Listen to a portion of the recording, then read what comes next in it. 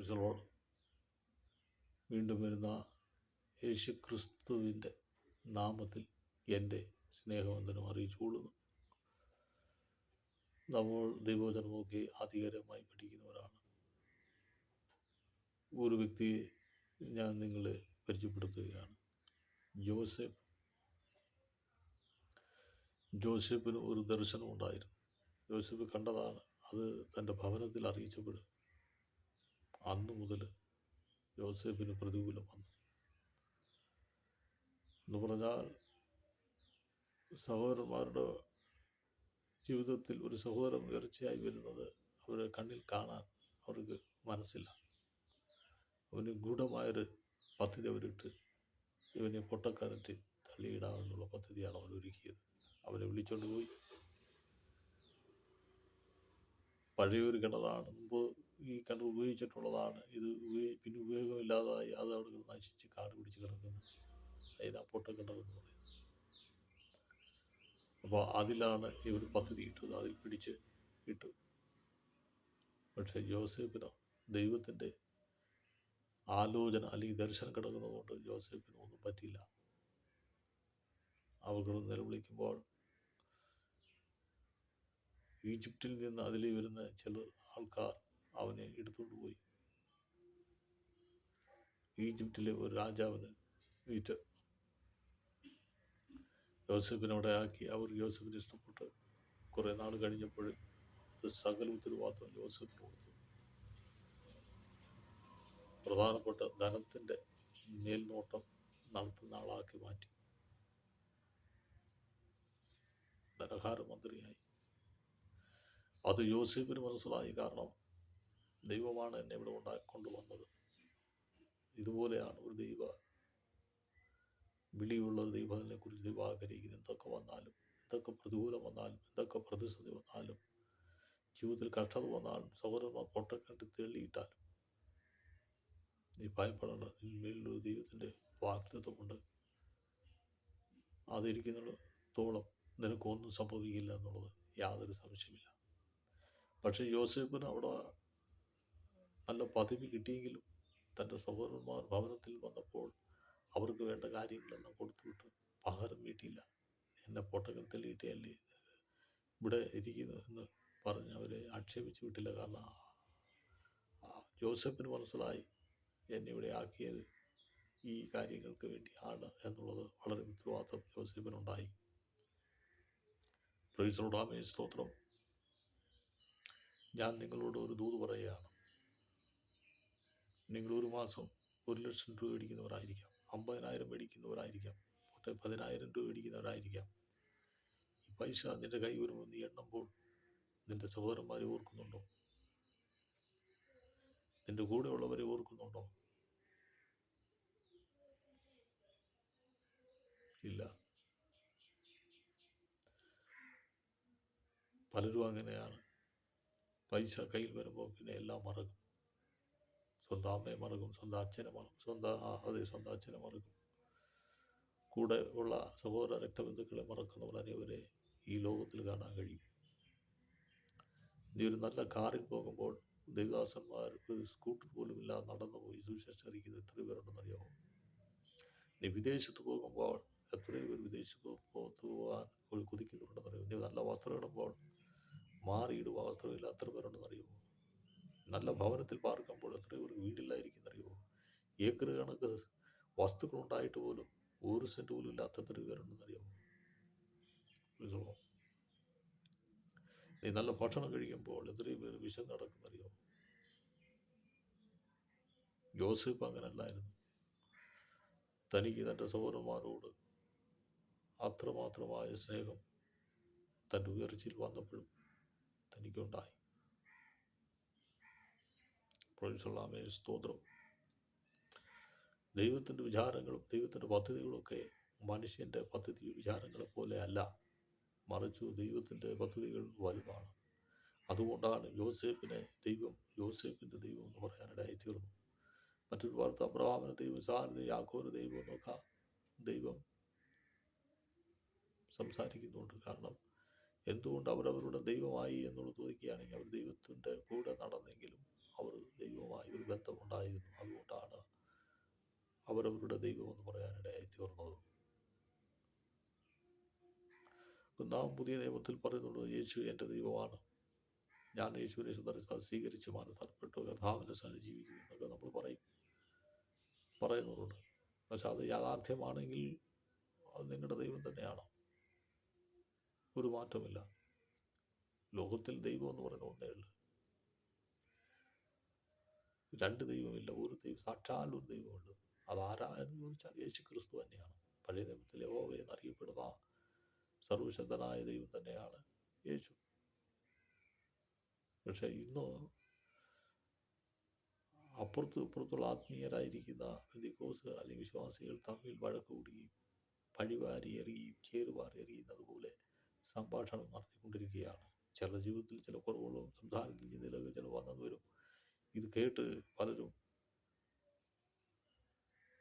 മറ്റുള്ള സമൂഹത്തിൽ ദൈവനാമം ദുഷിക്കപ്പെടുത്തിക്കൊണ്ടിരിക്കുന്ന അനേകരെ കാണാൻ കഴിയും. അപ്പോൾ ഇതെന്താ, ദൈവം ഒന്നല്ലേ ഉള്ളൂ, എന്തിനാ അങ്ങോട്ട് പഴിതാരേണ്ട കാര്യമുണ്ടോ? ഇല്ല. ഒരുപക്ഷെ തെറ്റുകൾ വന്നാൽ അവനെ രഹസ്യം വിളിച്ചു കൊണ്ടുവന്ന കാര്യങ്ങൾ പറഞ്ഞ് മനസ്സിലാക്കി അതിൻ്റെ വഴി വിടുക അല്ല, അതിൻ്റെ വഴി വിടുക എന്നുള്ളതാണ് ദൈവം നമ്മെക്കുറിച്ച് ആഗ്രഹിക്കുന്നത്. ആത്മീയ ലോകത്തിൽ ഇറങ്ങി തിരിച്ചത് അനേകരുണ്ട്. പലരും പല വിധത്തിലാണ് ആയിരിക്കുന്നത്. ചിലർ വീണുപോയി, ചിലർ നശിച്ചുപോയി, ചിലർ പണത്തിന് പിന്നാലെ പോകുന്നു, ചിലർ ഇങ്ങനെ സമയം വെറുതെ ചിലവാക്കുന്നു. ഇങ്ങനെ യാഥാർത്ഥമായ വിശ്വാസമില്ലാതെ പലരും ഈ ലോകത്ത് ജീവിക്കുക. അവരെയും നോക്കണ്ട. സാധാരണ പട്ടാളത്തിൽ യുദ്ധം നടക്കുമ്പോൾ നല്ല തീപ്പിരിയ യുദ്ധമാണ്. ആ വെടിയുണ്ടയുടെ നടുവിൽ ഏതെങ്കിലും ഒരു പട്ടാളക്കാരൻ തൻ്റെ മുമ്പിൽ മരിച്ചു വീണാൽ ആ പട്ടാളക്കാരനെ എടുത്തുകൊണ്ട് ഓടുന്നവരുണ്ട്. കാരണം എന്ന് പറഞ്ഞാൽ വെടി ഒരുപക്ഷെ എടുത്തുകൊണ്ട് ഓടുന്ന ആളിനോട് വെടിവെക്കുന്നതായ ഒരു സാഹചര്യം വന്നു കഴിഞ്ഞാൽ ഈ ബോഡി എടുത്താൽ കാണിച്ചു കൊടുക്കാൻ അത് സ്വയരക്ഷ. അപ്പോൾ മരിച്ചു കിടക്കുന്നവർ നോക്കി നിൽക്കുക അല്ല, എങ്ങനെ രക്ഷപ്പെടുക എന്നുള്ള സംഗതിയിലാണ് ആ പട്ടാളക്കാരൻ്റെ പോക്ക്. എന്ന് പറയുന്നത് പോലെയാണ് ക്രിസ്തീയ ജീവിതം. ലോകത്തിൽ പലതും നടക്കും, അതിങ്ങനെ നടന്നുകൊണ്ടേയിരിക്കും. പക്ഷേ ഞാൻ ക്രിസ്തുവിലാണോ, ആ ക്രിസ്തുവിനെ നോക്കി ആത്മീയ ലോകത്തിലേക്ക് യാത്ര ചെയ്യുക. അവിടെയാണ് വിജയകരമായ ക്രിസ്തീയ ജീവിതം നമ്മുടെ ജീവിതത്തിൽ ഉണ്ടാകുന്നത്. മറ്റവരെ നോക്കി പഴിചാരുകയല്ല. നമ്മുടെ ജീവിതം ക്രമപ്പെടുത്തി അവരവർ ദൈവഭവനത്തിലേക്ക് ജീവിക്കുക എന്നുള്ളതാണ് ദൈവം നമ്മെക്കുറിച്ച് ആഗ്രഹിക്കുന്നത്. മാത്രമല്ല, ഒരുവനോട് വിരൽ ചൂണ്ടുമ്പോൾ 4 വിരൽ നിന്നിലോടാണ് ചൂണ്ടിയിരിക്കുന്നത്. കാരണം കുറ്റങ്ങളും കുറവുമുള്ള എല്ലാവരുടെയും ജീവിതത്തിലുണ്ട്. ശരിയുള്ളത് മനുഷ്യൻ നോക്കുന്നില്ല. ശരി എത്രയോ കാര്യങ്ങൾ നടക്കുന്നു, ആ ശരി ഉണ്ടല്ലോ അത് നോക്കുന്നില്ല. കുറ്റം ഒന്നുണ്ടെങ്കിൽ അതിൻ്റെ പിന്നാലെ മനുഷ്യൻ പോയിക്കൊണ്ടിരിക്കുന്നത്. അതൊരു പിശാചിൻ്റെ ഒരു തന്ത്രമാണ്. നമ്മെ ആത്മീയ ലോകത്തിൽ നിന്ന് വ്യതിചലിപ്പാൻ തക്കവണ്ണം കുറ്റങ്ങളെ കണ്ട് അതിൻ്റെ പിന്നാലെ പോകുമ്പോൾ നമ്മുടെ ആത്മീയതയ്ക്ക് കോട്ടം സംഭവിക്കും. ശരിയുള്ള കാര്യങ്ങൾ എത്രയോ കിടക്കുന്നു, അതേ നോക്കി പ്രോത്സാഹനം ചെയ്ത് അതിനെ നോക്കി പോവുകയാണെങ്കിൽ കർത്താവിൻ്റെ നാമം മഹത്വപ്പെടും എന്നുള്ള കാര്യത്തിന് യാതൊരു സംശയമില്ല. ദൈവം ശക്തനും വ്യക്തനുമായ ദൈവമാണ്. നമ്മുടെ ജീവിതത്തിൻ്റെ മേഖലകളിൽ നാം നമ്മെ തന്നെ പരിശോധിച്ചാൽ നാം ആത്മീയരാണോ എന്നുള്ളത് നാം ചിന്തിക്കേണ്ടത് കാലഘട്ടം വന്നുകൊണ്ടിരിക്കുക. കാരണം ഈ ലോകത്തിൽ ജീവിത മനുഷ്യൻ്റെ പലവിധമായ കാര്യങ്ങളാണ്. അതുകൊണ്ട് ഞാൻ പറഞ്ഞത്, യോസേഫിൻ്റെ ജീവിതത്തിൽ ദൈവമാണ് യോസേഫിനെ ഉയർത്തിയത്. ദൈവത്തിന് വചനം പറയുന്നത്, ഒരു തല കാർപ്പിപ്പാനോ വെളിവിപ്പാനോ കഴിയില്ല. എന്തുകൊണ്ട്? കാരണം ആത്മീയാർത്ഥമാണ് ഒരു മനുഷ്യന് സ്വന്തമാകാൻ കഴിയത്തില്ല. അവൻ നന്നാവാൻ, അല്ലെങ്കിൽ അവൻ രക്ഷപ്പെടുവാൻ, അല്ലെങ്കിൽ ഒരു വ്യക്തിയെ ഭൗതിക നിലയിലേക്ക് എത്തിക്കാൻ നമ്മൾ എന്തൊക്കെ പരിശ്രമിച്ചാലും നടക്കില്ല. കാരണം ദൈവത്തിൻ്റെ പദ്ധതി ഉണ്ടെങ്കിലും പറ്റും. എത്ര തല്ലി എന്ന് പറഞ്ഞാലും ആ വ്യക്തി നല്ലൊരു നില എത്താൻ പറ്റത്തില്ല. കാരണം എന്ന് പറഞ്ഞാൽ ദൈവത്തിൻ്റെ ആലോചന, ദൈവത്തിൻ്റെ അവസ്ഥ അവൻ്റെ മേലിൽ ഉണ്ടെങ്കിൽ നാം ഒന്ന് ഗുണദോഷിച്ചാൽ ഒരുപക്ഷെ ആ രക്ഷയിലേക്ക് അല്ലെങ്കിൽ ആ തലങ്ങളിലേക്ക് നീങ്ങാനിടയായിത്തീരും. അതിന് യാതൊരു സംശയമില്ല. ഇത് യോസേഫിൻ്റെ ജീവിതത്തിലും അങ്ങനെ തന്നെയാണ്. യോസേഫിന് ദൈവമാണ് ദർശനം കൊടുത്തത്, അതുപോലെ ദൈവം നിവൃത്തിയാക്കി കൊടുത്തു. ഇതുപോലെയാണ് എൻ്റെയും നിൻ്റെയും ജീവിതത്തിൽ ദൈവം ഉയർത്താൻ ആഗ്രഹിച്ചാൽ ദൈവം ഉയർത്തും. പിന്നെ മറ്റൊരു തരത്തിൽ പറയും, ദൈവം ചിലരെ താഴ്ത്തുന്നു, ചിലർ ഉയർത്തുന്നു. ചില ഉയർന്നവർ താഴ്ന്നു വന്നവരുണ്ട്, ചില താഴ്ന്നു ഉയർന്നു വന്നവരുണ്ട്. സാമ്പത്തിക നിലത്തിലായാലും ആത്മീയ നിലത്തിലായാലും അങ്ങനെ സംഭവിച്ചിട്ടുണ്ട്. നമ്മൾ അത് മറ്റുള്ളവരെ നോക്കേണ്ട കാര്യമില്ല. പിന്നെ മറ്റുള്ള കുറവുകളെ നാം മറ്റുള്ള ഭാഗങ്ങളിൽ വിളിച്ചറിയിച്ചിട്ടും കാര്യമില്ല. കാരണം എന്ന് പറഞ്ഞാൽ ദൈവം ഇതിനെല്ലാം പരിഹാരം കൊടുക്കാൻ ദൈവം ശക്തനാണ്. നീ തെറ്റായ മാർഗത്തിൽ പോയാൽ ദൈവം പിടിക്കും. നീ ശരിയായ മാർഗത്തിലേക്ക് പോയാൽ ദൈവം അറിയുന്നു. ദൈവമാണ് ഇതെല്ലാം, ഇതിൻ്റെ ഉത്തരവാദിത്വം ദൈവത്തിൻ്റെ കയ്യിലുള്ളതുകൊണ്ട് ദൈവം പ്രവർത്തിക്കും. മറ്റൊരു വിശ്വാസിയായിട്ട് ചേറ് വാരി എറിയുന്ന പോലെയാണ് നടന്നുകൊണ്ടിരിക്കുന്നത്. അതുകൊണ്ട് ദൈവനാമം ലോകത്തിൽ ദുഷിക്കപ്പെടുകയാണ്. ആ സമയം കൊണ്ട് ദൈവത്തിൻ്റെ നാമം ഉയർത്തുമെങ്കിൽ എത്രയോ ശ്രേഷ്ഠമായ അനുഭവമാണ് നമ്മുടെ ജീവിതത്തിൽ ഉണ്ടാകുന്നത്. ആത്മീയരായി നടിക്കുന്നവർ അനേകരുണ്ട്, ആത്മീയമായി ജീവിക്കുന്നു പറയുന്നവരുണ്ട്. എന്തൊക്കെ തള്ളിവിടുകയാണ്, സംസാരിക്കുകയാണ്. അതൊന്നും യാതൊരു അർത്ഥവുമില്ല. എന്നാൽ തിരുവചനത്തിൻ്റെ എത്രയോ സത്യങ്ങൾ, എത്രയോ വചനങ്ങൾ കിടക്കുന്നു. വചനം മനുഷ്യർ പഠിപ്പിക്കാൻ നിങ്ങൾക്ക് സമയമില്ലല്ലോ. അപ്പോൾ ഇതൊക്കെ ഉദ്ദേശിക്കുന്നതെന്ന് പറഞ്ഞാൽ ഞങ്ങൾ ആത്മീയരാണ്, ഞങ്ങൾക്ക് കഴിയും. ചിലരുടെ സത്യങ്ങൾ കേട്ടുകൊണ്ട് പറഞ്ഞ് പ്രസംഗിക്കുന്നവരുണ്ട്. ഞാൻ പറയട്ടെ, ഇന്നത്തെ കള്ളപ്രവാചകന്മാർ വർദ്ധിച്ചുകൊണ്ടിരിക്കുകയാണ്. ചില പ്രവാചകന്മാർ പേര് പറയുന്നവർ ഒരുവൻ്റെ സകല കാര്യങ്ങൾ അറിഞ്ഞിട്ട് വന്നാണ് തന്നെ നോക്കി പ്രവചനമെന്നും പറഞ്ഞ് ദൂതറിയിക്കുന്നത്. കാരണം അയലത്തേന്ന് അറിയും, ഇന്ന ആൾ, ഇല്ലാണ്ട് ജീവിതം, ഇന്നാളുടെ വയസ്സ്, ഇന്നാളുടെ ജോലി, നേരത്തെ എന്തായിരുന്നു, ഭാര്യയുണ്ടോ, മക്കളുണ്ടോ, ഇപ്പം എങ്ങനെ ഇരിക്കുന്നു, വഴക്കൂടുന്നുണ്ടോ, ഇതൊക്കെ അയലത്തിൽ നിന്ന് ചോദിച്ചറിഞ്ഞിട്ട് വന്നിട്ടാണ് ഭവനത്തിൽ വന്ന് പറയുന്നത്.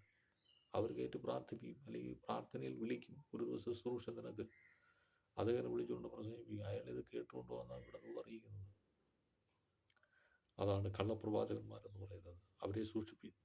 അത് ചില കുടുംബങ്ങളെ തമ്മിലടിപ്പിക്കുന്നവരുണ്ട്. അതും ഇതും പറഞ്ഞ് അതെല്ലാം വെളിയിൽ നിന്ന് കേട്ടുകൊണ്ടെന്ന് പറയുന്നതാണ് കുറവുകൾ. എന്നാൽ യഥാർത്ഥമായ പ്രവാചകന്മാരോട്ട് അവർക്കൊന്നും പറയണ്ട. അവരെ നേരിട്ട് കൊണ്ടുവന്ന് അവർ പ്രാർത്ഥിക്കുമ്പോൾ ദൈവാത്മാവ് ഇടപെടുന്നെങ്കിൽ അത് അവരോട് പറയും. അത് ശ്രേഷ്ഠവും മാന്യമായി തീരും. ഇത് രണ്ടും തിരിച്ചറിയുക. കാരണം കള്ളനോട്ടും ഊർജ്ജ നോട്ടുമുണ്ട്. ഇന്നും ചിലർ അവസരം നോക്കി ആളിനെ കണ്ടു കഴിഞ്ഞാൽ, ചിലർ ആളിനെ കാണുമ്പോൾ ആളിനെ കണ്ടു കഴിഞ്ഞാൽ പിന്നെ വലിയ പ്രസംഗം ഉണ്ടാകും. ആളിനെ കുറിച്ചുള്ളതായ കുറ്റങ്ങൾ മറ്റുള്ളവർ പറഞ്ഞു വെച്ചിട്ടുണ്ട്. അപ്പോൾ പ്രൈസലാമേ, ഹല്ലേലൂയ, അങ്ങനെയാണ് പ്രസംഗിക്കുന്നത്. ഓരോ സഭകളിൽ പ്രസംഗിക്കുന്നത് ഒരു വ്യക്തിയോടാണ്. പ്രസംഗം വേണ്ടേ? എടോ, അങ്ങനെ നീ പ്രസംഗിക്കുന്നെങ്കിൽ ദൈവത്തിൻ്റെ കരം നിന്റെ ജീവിതത്തിൽ വീഴും. എപ്പോഴാണ് നിനക്ക് അടി കിട്ടുന്ന അറിയാക്കത്തില്ല. നീ എത്ര അഭ്യാസമുള്ളവനാന്ന് പറഞ്ഞാലും അടി, ഇടി എല്ലാം നിനക്ക് തടയാൻ കഴിയുമെങ്കിലും മേലുന്നൊരു അടി വന്നാൽ നിനക്ക് തടയാൻ കഴിയില്ല. അതാണ് ദൈവത്തിൻ്റെ ശക്തമായ കരമെന്ന് പറയുന്നത്. എത്രയോ പേര് ദൈവത്തിൻ്റെ കോപത്തിൽ അഗ്നിക്ക് ഇരയായിട്ടുണ്ടെന്നറിയാമോ? ചിലർ എത്ര പറഞ്ഞാലും തലയിൽ കയറില്ല. ദൈവത്തിൻ്റെ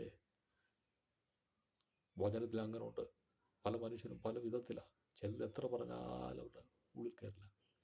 ചിലരെന്നും വഴക്ക, ചിലരെന്നും നിന്നെ, ചിലരെന്നും പരിഹാസമാണ്. ഇന്ന് വിശ്വാസഗോളത്തിലും പരിഹാസങ്ങളും പരസ്പരം പരിഹസിക്കുന്നവരുണ്ട്. കാരണം ഒരു കാലഘട്ടത്തിൽ പെന്തിക്കോസ്തരെ കാണുമ്പോൾ ദൈവവിശ്വാസമില്ലാത്തവർ അവരാണ് ഈ പെന്തിക്കോസ്തരെ കളിയാക്കുന്നത്. പക്ഷെ ഇപ്പം തലമുറ മാറി. കാരണം എന്ന് പറഞ്ഞാൽ വിശ്വാസം ആരാധിക്കുന്നവർ തന്നെയാണ് തമ്മിൽ മറ്റേ വിശ്വാസം ഒറ്റപ്പെടുത്തിക്കൊണ്ട് കളിയാക്കുന്നത്, പരിഹസിക്കുകയും ആക്ഷേപിക്കുകയും ചെയ്യുന്നത്.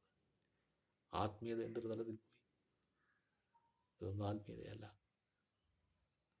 അതുകൊണ്ട് ദൈവത്തിൻ്റെ ആലോചന എന്തെന്ന് തിരിച്ചറിഞ്ഞ് വേണം നമ്മുടെ ജീവിതത്തിൻ്റെ ആത്മീയ നിലവാരം ക്രമീകരിച്ച് മുന്നോട്ട് പോകേണ്ടത്. ഞാനും നീ.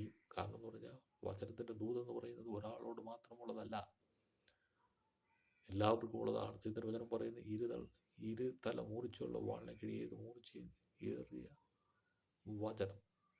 അത് ഹൃദയങ്ങളെ തുളച്ച് ചെല്ലുന്നതാണ്. അപ്പോൾ ആമേൻ സ്തോത്രം. ദൈവത്തിൻ്റെ വചനം ഇങ്ങനെയാണ് പറയുന്നത്. അപ്പോൾ ഒരുവന് ഉയർച്ച ദൈവമാണ് കൊടുക്കുന്നത്. നിനക്ക് സാമ്പത്തികമായി ഉയർച്ച ഇല്ലെങ്കിൽ വേണ്ട, ആത്മീയ ഉയർച്ചയെങ്കിലും ഉണ്ടെങ്കിൽ അത് മതി. ചിലർക്ക് സാമ്പത്തിക ഉയർച്ചയുണ്ട്, പക്ഷെ ആത്മീയ ഉയർച്ചയില്ല. ചിലർക്ക് ആത്മീയ ഉയർച്ചയുണ്ട്, സമ്പത്തില്ല. ചിലർക്ക് ഇത് രണ്ടും ഉള്ളവരുമുണ്ട്. ഇതെന്ന് പറഞ്ഞാൽ യോസേഫിൻ്റെ ജീവിതത്തിൽ തനിക്ക് കൊടുത്തതായ ദർശനം ദൈവം നിറവേറ്റി കൊടുത്തു. കാരണം എന്ന് പറഞ്ഞാൽ യോസേഫിൻ്റെ ജീവിതത്തിൽ കുടുംബത്തിൽ ക്ഷാമം വരുന്നു. അവരെ ക്ഷേമമായി പോറ്റിയിട്ടതിന് യോസേഫിനെ ആക്കിയതാണ് ഒരു ഉയർച്ച ദൈവം കൊടുത്തതാണ്. യോസേഫ് ചെന്നെങ്കിൽ ഇതൊക്കെ ഇങ്ങോട്ട് വരും. അതായത് നന്മകൾ അല്ലെങ്കിൽ മനുഷ്യൻ ജീവിക്കേണ്ട മാർഗങ്ങളെത്തും. അത് ദൈവം ചെയ്തതാണ്. അതുകൊണ്ട് ദൈവം മനുഷ്യന് എന്തൊക്കെ ഉയർച്ച സാമ്പത്തികം തന്നാലും അത് മറ്റുള്ളവർക്ക് വേണ്ടി ഉള്ളതാണെന്നുള്ളത് നീ മറന്നു പോകരുത്. ക്രിസ്തീയ ജീവിതം എന്ന് പറയുന്നത് ഇങ്ങനെയൊക്കെയാണ്. സ്വന്തമായി ജീവിച്ചു പോവുകയല്ല, മറ്റുള്ളവരുടെ നുണ കേട്ട് ജീവിക്കുന്നവരായി തീരലും. കാരണം പാവപ്പെട്ടവരുടെ മേലിൽ എപ്പോഴും കുതിര കയറുന്ന അനേകരുണ്ട്. പക്ഷേ ഒരു ദിവസം നീ അനുഭവിക്കും. കാരണം എന്ന് പറഞ്ഞാൽ ദൈവം ഇതെല്ലാം കണ്ട് കേട്ട് നിൽക്കുന്ന ദൈവമാണ്. എന്നും നീ ഇങ്ങനെ പാവപ്പെട്ട മേലിൽ കുതിര കയറിയാൽ ദൈവം ഒരു ദിവസം വാളയക്കും. വാളെന്ന് പറഞ്ഞ വചനമയക്കും. വചനമാണ് വാള്. ദൈവത്തിൻ്റെ ശിക്ഷ വന്ന് അനുഭവിക്കും. അത് വരാതിരിക്കണം. എന്ത് ചെയ്യണം? നീ ദൈവത്തെ സ്തുതിക്കുക. സഹോദരങ്ങളെ കണ്ടാൽ നീ സന്തോഷിക്കുക. നീ നിൽക്കുന്നത് ദൈവമാണ് നിർത്തിയിരിക്കുന്നത് എന്നുള്ളത് നീ ചിന്തിക്കുക. നീ സംസാരിക്കുമ്പോൾ അനേകർക്ക് സംസാരിക്കാൻ പറ്റാതിരിക്കുമ്പോൾ നീ സംസാരിക്കുന്നെങ്കിൽ ദൈവത്തിൻ്റെ കൃപയാണ്. ഹല്ലേലൂയ, സ്തോത്രം. ആരാധനയ്ക്ക് യോഗ്യൻ, മഹത്വ രാജാവ്, സകല പൂഴ്ചകൾക്ക് യോഗ്യനായ ദൈവത്തെ അവിടുന്ന് സ്തുതിച്ച് ആരാധിക്കാൻ നാം കടപ്പെട്ടുള്ളവരാണ്. അതുകൊണ്ട് നമ്മുടെ ജീവിതത്തിൽ നമ്മുടെ താഴ്ചയിൽ ഓർക്കുന്ന ഒരു ദൈവമുണ്ട്. നമ്മെ ഉയർത്തുന്ന ഒരു ദൈവമുണ്ട്. നമ്മെ പരിപാലിക്കുന്ന ഒരു ദൈവമുണ്ട്. കർത്താവായ യേശു ക്രിസ്തു, അവൻ്റെ കരം ഇന്ന് കുറുകിയിട്ടില്ല. അതുകൊണ്ട് നാം ഏത് നിലകളിൽ നിന്നാലും ദൈവം നാം മഹത്വപ്പെടണം. ദൈവത്തിൻ്റെ കരം നമ്മുടെ ജീവിതത്തിൽ വെളിപ്പെടണം. നാം എത്ര ചാടിയാലും എത്ര നമ്മൾ സംസാരിച്ചാലും ഇതിനപ്പുറമായി ദൈവത്തിന് സകലവും കഴിയും. ഇതെല്ലാം ചെയ്യുവാൻ കഴിയും. ഒരു നിമിഷം കൊണ്ട് ദൈവത്തിന് മാറ്റിമറിക്കാൻ കഴിയും. എത്രയോ ഉയർന്നു നിന്നവരെല്ലാം താഴ്ചയിലായി, എത്രയോ താണു നിന്നവരെല്ലാം ഉയർച്ചയിലായി. ഞാൻ പറഞ്ഞു വന്നത് ഉയർച്ചയോ താഴ്ചയോ വിഷയമല്ല. അത് ദൈവത്തിൻ്റെ പദ്ധതിയാണ്. അത് ദൈവമാണ് ചെയ്യുന്നത്. ആമേ സ്തോത്രം. നീ ദൈവത്തോട് ഇറങ്ങി തിരിച്ച് ഇത്രയും നാളായി എന്തെങ്കിലും ഭൗതികം ഉണ്ടായോ എന്ന് ജനവിധി എഴുതുമ്പോൾ അതിന് നടുവിൽ നമുക്ക് പറയാനേ ദൈവമുള്ള ദൈവത്തിനെ ഉയർത്താൻ കഴിയും. സ്വന്തമായി ഒന്നും ചെയ്യാൻ കഴിയില്ല. ചിലർ പറയുന്നത് ഞാൻ കൈ നീട്ടിയിട്ടില്ല, ആരുടെ മുമ്പ് കൈ നീട്ടില്ല, പോക്കറ്റില്ല വെച്ചു കൊടുക്കുന്നത്. ഈ വലത്തെ കൈ ഇടത്തെ കൈ ദൈവം തന്നിരിക്കുന്നത്, ഈ ദൈവം തന്നിരിക്കുന്ന ഒരു കൈയാണ്. ഇതിലാണ് എല്ലാം ചലിക്കുന്നത്. വ്യാജമായ വാക്കാണ് കൈ നീട്ടാൻ പോകത്തില്ലെന്ന്. കാരണം നമ്മൾ കൈ നീട്ടിയെങ്കിലേ നമ്മുടെ ജീവിതം നമ്മുടെ പോക്കറ്റിൽ പൈസ വരും. കാരണം എന്ന് പറഞ്ഞാൽ പരമാർത്ഥം അത് തന്നെയാണ്. ലോകത്തിൽ ആരും ആഗ്രഹിക്കുന്നില്ല ദരിദ്രനായി തീരാൻ. എല്ലാവരും ആഗ്രഹിക്കുന്നത് കുറച്ച് പൈസ ഉണ്ടാക്കണം, വീട് വയ്ക്കണം, വണ്ടി എടുക്കണം, നല്ല രീതിയിൽ പോകണം, മറ്റൊരു നടുവിൽ വളരെ നല്ല രീതിയിൽ പോകണമെന്നാണ് എല്ലാവരും ആരും ആഗ്രഹിക്കാത്ത ആരുമില്ല. പക്ഷേ ഇതിൻ്റെ പിന്നിൽ ദൈവമാണ് ഈ സമ്പത്തൊക്കെ തരുന്നത്. ദൈവത്തിന് പകരം പറഞ്ഞ് എൻ്റെ പക്കൽ ധനവും മാനവും പുരോഗമന സമ്പത്തും നീതിയുമുണ്ട്. സമ്പത്ത് ഉള്ള ദൈവമാണ്. ദൈവം സമ്പന്നനായ ദൈവമാണ്. അവൻ ദരിദ്രനായി ഭൂമിയിൽ വന്ന് ദരിദ്രനായിരിക്കുന്ന വിശ്വാസികളെ സമ്പന്നനാക്കേണ്ടതിന് അവൻ സ്വയം ദരിദ്രനായി തീർന്നു. കണ്ടോ? ആത്മീയ സമ്പന്നനാക്കുക എന്നുള്ളതാണ് ദൈവത്തിൻ്റെ ലക്ഷ്യം. എത്ര പ്രാർത്ഥിക്കുന്നവരാന്ന് പറഞ്ഞാലും സമ്പത്തില്ലാതെ ഒരു കാര്യം നടക്കത്തില്ല. അപ്പോൾ ദൈവമാണ് ഇതിൻ്റെ വഴികൾ ഒരുക്കുക. അതുകൊണ്ട് ദൈവം ഒരിക്കൽ പറഞ്ഞു, ആദ്യം അവൻ്റെ രാജ്യം നീതി അന്വേഷിക്കുക ദൂരത്തിലൊക്കെ തരാമെന്നാണ് പറഞ്ഞാൽ. ഭൗതികമായി ലോകത്തിൽ ജീവിക്കുമ്പോൾ ഇതൊക്കെ ദൈവം തരും. പക്ഷെ തന്നാലും നീ ദൈവത്തെ മറക്കുന്നത് ശരി തന്നെ, പക്ഷേ നിന്റെ സഹോദരങ്ങളെ മറക്കരുത്, നിന്റെ കൂടെ ഇരിക്കുന്നവരെ മറക്കരുത്. ഇന്നും പലർക്കും സംഭവിക്കുന്നത് തന്നെയാണ്. എല്ലാവരും മറക്കുകയാണ്. എന്തെങ്കിലുമൊക്കെ സാമ്പത്തികം ഉണ്ടാകുമ്പോൾ വലിയ വീടൊക്കെ വെച്ച് വലിയ ഗേറ്റൊക്കെ വെച്ച് ആർക്കും അകത്തോട്ട് വരാൻ പറ്റാത്ത അവസ്ഥയിലുള്ള രീതിയിൽ താമസിക്കാൻ ഇവരെ കാണാൻ കഴിയും. പക്ഷേ ഇതൊക്കെ ദൈവത്തെ മറന്നുള്ള ഒരു ജീവിതമാണ്. അതുകൊണ്ട് എന്നിൽ കേൾക്കുന്ന പ്രിയരെ, യോസേഫിൻ്റെ ജീവിതം നിങ്ങൾ നല്ലതുപോലെ പഠിച്ചാൽ യോസേഫിൻ്റെ ജീവിതത്തെക്കുറിച്ച് ഒരുപാട് കാര്യങ്ങൾ, ഒരുപാട് ഗുണങ്ങൾ യോസേഫിൽ കൂടെ നമുക്ക് പഠിക്കാനിടയായിത്തീരും. യോസേഫ് തൻ്റെ ഉയർച്ചയിലും തൻ്റെ സഹോദരന്മാരെ മറന്നില്ല. അതാണ് യഥാർത്ഥമായ ഒരു വിശ്വാസം എന്ന് പറയുന്നത്. ദൈവത്തിൻ്റെ കരം അവിടെ വെളിപ്പെടുത്തുന്നു. ദൈവത്തിൻ്റെ ശക്തമായ വിടുതൽ അവിടെ കാണാൻ കഴിയും. പുതിയ നിയമത്തിൽ പുരോഹിതൻ ശമരിയക്കാരൻ അവിടെ അവസ്ഥ നിലയിൽ കിടന്നപ്പോൾ, മുറിവിട്ട് കിടന്നപ്പോൾ നോക്കാതെ മൈൻഡ് ചെയ്യാതെ പോയി. എന്നാൽ ഒരു ശമരിയക്കാരൻ വന്ന് അവനെ എടുത്ത് കൊണ്ടുപോയി അവനെ ശുശ്രൂഷിച്ച് വേണ്ട കാര്യങ്ങളൊക്കെ ചെയ്തു എന്ന് കാണുന്നു. പുതിയ നിയമവിശ്വാസി ഉണ്ടോ? മറ്റവൻ്റെ വീഴ്ചയിൽ താങ്ങുന്ന ഒരു ശമരിയക്കാരൻ. നമ്മുടെ ജീവിതത്തിലും ഇങ്ങനെയൊക്കെ തന്നെയാണ് ഏറെക്കുറെയൊക്കെ നമ്മൾ മനസ്സിലാക്കേണ്ടത്. ദൈവത്തിൻ്റെ വചനം അത് ആത്മീയമാണെങ്കിൽ ഭൗതികമായി നമുക്ക് ഗ്രഹിച്ചെടുക്കാൻ കഴിയും. അങ്ങനെയുള്ളൊരു മനസ്സ് നമ്മുടെ ജീവിതത്തിൽ ഉണ്ടാകണം. ആ ദൈവത്തിൻ്റെ യേശുക്രിസ്തുവിൻ്റെ നാമം മഹത്വപ്പെടുവാൻ നമ്മുടെ ജീവിതത്തിൽ എന്തൊക്കെയാണ് ഉള്ളത് അത് നാം കണ്ടെത്തണം. മറ്റുള്ളവരുടെ കുറവുകളെ കണ്ടെത്തുന്നില്ല, അവനവൻ്റെ കുറവുകളെ കണ്ട് നികത്തി ജീവിക്കുന്നതാണ് ദൈവിക അനുഗ്രഹം എന്ന് പറയുന്നത്. കാലമിന് ഏറെയില്ല, കർത്താവിൻ്റെ ഓരോ ആസന്നമായിക്കൊണ്ടിരിക്കുക. നമ്മുടെ ജീവിതത്തിൻ്റെ മേഖലകളിലൊക്കെയും നമുക്ക് പറയുവാൻ, നമുക്ക് അനുഭവിക്കാനുള്ള ആ നന്മകൾ ദൈവം തന്നു സഹായിപ്പാനിടയായിത്തീരും. പക്ഷേ ദൈവത്തെ മറക്കുന്നവരായിത്തീരില്ല. ദൈവത്തെ മറക്കുന്നവരെ ഓർത്തോളും ഇറുക്കളെയും ഇടിയിപ്പാൻ ആരും ഉണ്ടാകില്ലെന്നാണ്. അപ്പോൾ ദൈവത്തെ മറന്ന് ജീവിക്കുന്നവർക്ക് ദൈവത്തിൻ്റെ കരം കാണില്ല. ദൈവത്തെ മറക്കാതെ, ദൈവം തരുന്ന നന്മകളെ മറക്കാതെ, ദൈവമാണ് തന്നത് എന്നുള്ള വിശ്വാസത്തിൽ നാം മുന്നേറുമ്പോഴാണ് ദൈവം നമ്മെ സഹായിക്കുന്നത്.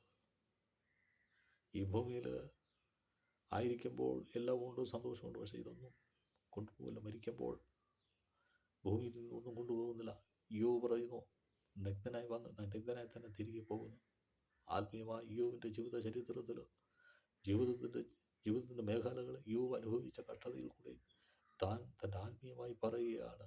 അതുകൊണ്ട് ദൈവം എടുത്തു, ദൈവത്തിൻ്റെ നാമം വാഴ്ത്തപ്പെടുമാറാകട്ടെ എന്ന് പറഞ്ഞ്, ദൈവം തന്നു, ദൈവം എടുത്തു, ദൈവത്തിൻ്റെ നാമം വാഴ്ത്തപ്പെടുമാറാകട്ടെ എന്നാണ് യോബ് പറയുന്നത്. അപ്പോൾ നമ്മുടെ ജീവിതത്തിൽ എന്തെങ്കിലും തന്നിട്ടുണ്ടെങ്കിൽ അത് ദൈവം അറിയാതെ സംഭവിക്കില്ല. പക്ഷേ ഏത് തലങ്ങളിലായിരുന്നാലും ഏത് അവസ്ഥയിലായിരുന്നാലും ദൈവത്തെ ഓർത്ത് അവനെ മഹത്വപ്പെടുത്തുക എന്നുള്ളത് നമ്മുടെ ഉത്തരവാദിത്തമാണ് എന്നുള്ള കാര്യത്തിന് യാതൊരു സംശയമില്ല. അതുകൊണ്ട് ജീവിതം നമുക്കായി തന്നിരിക്കുന്ന, യേശുക്രിസ്തു തന്നിരിക്കുന്ന ജീവിതം എത്ര മാത്രം നാം അത് മനസ്സിലാക്കുന്നു എന്നുള്ളതാണ് ദൈവം നമ്മെക്കുറിച്ച് ആഗ്രഹിക്കുന്നത്. അങ്ങോട്ടും ഇങ്ങോട്ടും പഴിചാരി, അങ്ങോട്ടും ഇങ്ങോട്ടും ദുഷിച്ച്, അങ്ങോട്ടും ഇങ്ങോട്ടും വഴക്കുണ്ടായി അങ്ങനെ ഒരു ജീവിതം പോകുമെങ്കിൽ നമ്മുടെ ജീവിതത്തിൽ ആത്മീയ മൂല്യം നഷ്ടപ്പെട്ടുകൊണ്ടിരിക്കുന്ന ഒരു കാലഘട്ടമായി മാറിക്കൊണ്ടിരിക്കും. ഒരിക്കൽ ഒരിടത്ത് പ്രാർത്ഥന കടന്നു ചെന്നപ്പോൾ അവിടെ ആൾക്കാരെല്ലാം ആരാധിക്കുന്നുണ്ട്, ദൈവദാസന്മാരുണ്ട്. അവിടെ ഒരു വിശ്വാസിയും മറ്റൊരു വിശ്വാസിയുമായി പ്രാർത്ഥന തീർന്നുകൊണ്ട് ഭയങ്കരമായ ഒരു അടി നടന്നു. ആൾക്കാർ ഇറങ്ങി 4 പാടാൻ കൂടി, പൊരിഞ്ഞടി ഭാഷാകത്തോട് കയറി കൂടി. പക്ഷേ ഇതെന്താ സംഭവിച്ചെന്ന് പിന്നീട് ചോദിച്ചറിഞ്ഞപ്പോൾ ഇങ്ങനെയാണ്. 2 വീട്ടുകാരുടെ പേര്, അഡ്രസ്സ് ഒരുപോലെയാണ്. 2 വീട്ടിലെ അഡ്രസ്സ് ഒരുപോലെയാണ്. പേരിന് എന്തോ വ്യത്യാസമുണ്ട്, എങ്കിലും ഈ എഴുത്തുകാരൻ ഒരു വീട്ടിൽ കൊണ്ട് കൊടുത്ത് ആ വീട്ടിലാണെന്ന് വിചാരിച്ച് അവരെ മേടിച്ചെടുത്ത് അവരല്ലെങ്കിൽ പേര് നോക്കേണ്ടതാണ്. അവർ വീട്ടുപേര് എഴുതിയിരിക്കുന്നതുകൊണ്ട് അവർ മേടിച്ച് പൊട്ടിച്ച് വായിച്ചു. ഇത് മറ്റൊരു വീട്ടിലുള്ള ആ വിശ്വാസിയുടെ അത് പൊട്ടിച്ചത് മറ്റൊരറിഞ്ഞ് അതിനെ ചൊല്ലിയുള്ള വഴക്കാണ്. സഭയിൽ വന്ന് പ്രാർത്ഥന ആരാധന കഴിഞ്ഞപ്പോൾ ഒരു പൊരിഞ്ഞടി കിടന്നു. ഓക്കെ, ഒരെഴുത്ത് വായിച്ചു, അത് തെറ്റാണെങ്കിൽ തന്നെ ക്ഷമിക്കുന്നില്ല. ദൈവത്തെ ആരാധിക്കുന്നവരുടെ സംഗതി നടന്നത് ഞാൻ പറയുന്ന ആ ദൈവാലയത്തിൽ അടി നടന്നെങ്കിൽ അന്ന് മുതൽ യേശുവിടെ കാണത്തില്ല, യേശുവിൻ്റെ സാന്നിധ്യം കാണില്ല. കാരണം എന്ന് പറഞ്ഞാൽ യേശുവിനെ ആരാധിച്ച് തീരുമ്പോഴാണ് ഈ അടി നടന്നത്. അതുകൊണ്ട് ദൈവത്തിൻ്റെ സാന്നിധ്യം വേണമെങ്കിൽ എന്തെങ്കിലും പ്രശ്നം ഇവിടെ നടന്നു കഴിഞ്ഞാൽ അവിടെ നിന്ന് ദൈവത്തിൻ്റെ സാന്നിധ്യം കാണില്ല. കാരണം പുതിയ എന്തെങ്കിലും പ്രാർത്ഥന നടന്നാൽ അവിടെ മാറ്റി അത് കൂട്ടിക്കെട്ടി മറ്റൊരു സ്ഥലത്ത് ആരാധന നടന്നാൽ അവിടെ നിന്ന് പുതിയ ആരാധന തുടങ്ങിയാൽ അവിടെ ദൈവത്തിൻ്റെ സാന്നിധ്യം വരും. കാരണം എന്ന് പറഞ്ഞാൽ ആ സാന്നിധ്യം കാത്ത് സൂക്ഷിച്ചു പോവുകയാണെങ്കിൽ ദൈവത്തിൻ്റെ സാന്നിധ്യം ഉണ്ടാകും.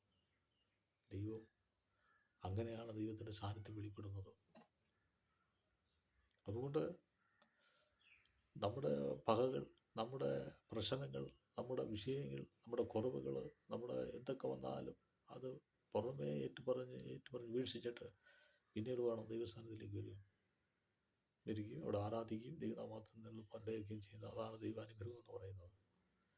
അതുകൊണ്ട് നമ്മുടെ ജീവിതത്തിൻ്റെ മേഖലകളിൽ നമ്മെ വിളിച്ച ദൈവം, അതായത് ദൈവത്തിൻ്റെ ആരാധന പറഞ്ഞ യോസേപ്പിനെ വിളിച്ച ദൈവം, അല്ലെങ്കിൽ യോസേപ്പിൻ്റെ ദൈവം എൻ്റെയും നിൻ്റെയും ദൈവമാണ്.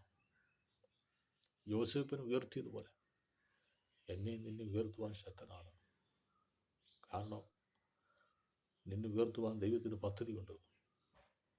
ദൈവത്തിൻ്റെ ഹിതത്തിനൊത്തവണ്ണം ജീവിച്ചാൽ, ദൈവ ആലോചന വന്നിരിക്കുന്ന ആ മാർഗത്തിലേക്ക് നീങ്ങിയാൽ അവിടെയാണ് ദൈവത്തിൻ്റെ വിടുതൽ നടക്കുന്നത്.